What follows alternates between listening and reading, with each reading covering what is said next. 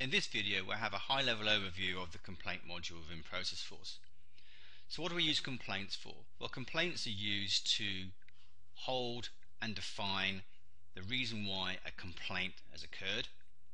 We can then also manage the life cycle of the complaint in terms of when it started to be completed, and then any activity which is related to the complaint in terms of follow-up action. Okay. So in terms of a header perspective, we can define complaints in three different methods, whether they're customer, supplier, or internally related. We have our life cycle in terms of started, created, on hold, with a particular date. We have the owner and originator, so who raised it and who owns it. And because we're using alerts, whenever a new complaint is raised, we can then send an alert out to the owner.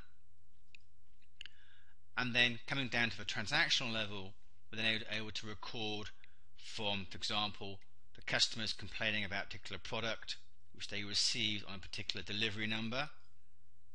And here's the actual delivery number itself, so we've got drill down capability to the transaction. The information they gave us was codified in terms of reason codes, so these are user-defined reason codes which come from obviously a particular table in terms of defining our codes, and this helps us then to codify the reason for reporting analysis purposes. We're also then to record the batch and the serial number. So here's an example of a batch number related to this delivery for this particular product, and then we can define a number of remarks. So this is the first section of the complaint. The next activity then is in terms of actions. What do we do for this complaint?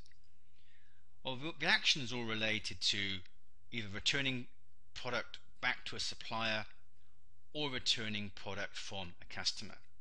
So we can define the quantity to be returned, the requested date we asked for that, the delivery date where it's going to be received, and the receiving date. So this allows us to track the life cycle of the sample.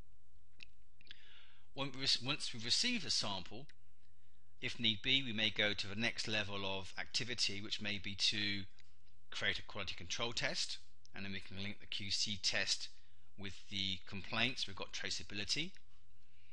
Another activity may be to actually look at the batch number itself and do a batch traceability function, so we can then review the genealogy of the history of a batch.